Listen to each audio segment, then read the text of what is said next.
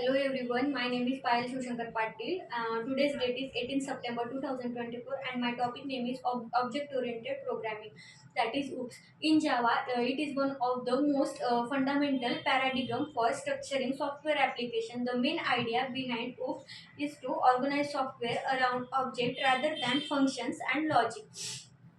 Each object represent an entity or a concept in the real world and interact with others object. Here's a detailed breakdown of the major principle of OOPS in Java. There are first is class and object. Class, a class in Java is a blueprint or a template for creating object.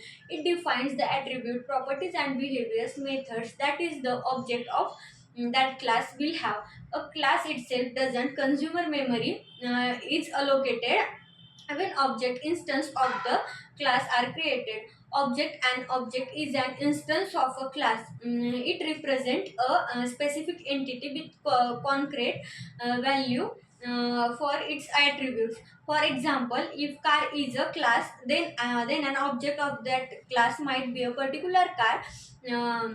Then third is encapsulation. Encapsulation is a mechanism which is used to bundling data, attribute, and method functions that operate on the data into a single unit. That is a class. More importantly, it restricts direct access to some of the object component and only expose necessary parts.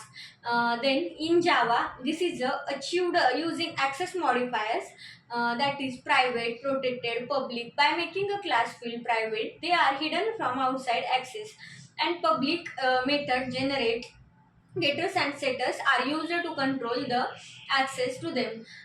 These ensures data integrity and security by the restricting unwanted modifications from the external code.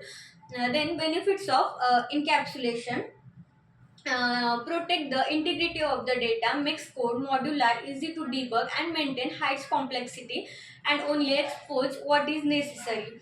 Then third is inheritance. Inheritance allows a new class to inherit the properties and behaviors, field, and methods of an existing class.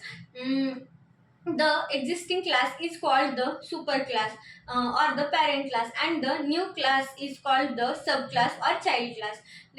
For example, if we have a class vehicle, the class car can inherit from it. The car class can use the attribute and method of vehicle without having to redefine them, but it can also add its own specific methods or attributes. Then types of inheritance.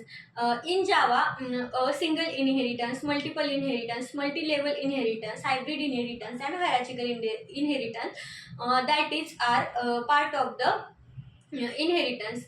Inheritance, multiple classes inherited from a single class, single superclass. Java doesn't support multiple inheriting from more than one class to avoid the ambiguity caused by the diamond problem. Instead, Java provides interfaces to implement form of multiple inheritance. Then the benefits of inheritance: code reuse. Common code can be shared, avoiding duplication. Extensibility: you can extend existing code without modifying it. Maintenance: a clear hierarchical relationship between classes. Then fourth is polymorphism. Polymorphism in Java means many forms. It allows one entity, a method, object, or operator to behave differently in different situations. Then next is compile time polymorphism. It is the type of polymorphism which is also known as method overloading. This occurs when multiple methods in the same class have the same name but different parameters, type, number, or both. This is also known as static polymorphism. Then next type of polymorphism is runtime polymorphism, which is also known as method overriding. This occurs when a subclass provides a specific implementation of a method that is already defined in its superclass. This type of polymorphism, which is known as runtime polymorphism. That's all about the object oriented concepts in Java. Thank you so much.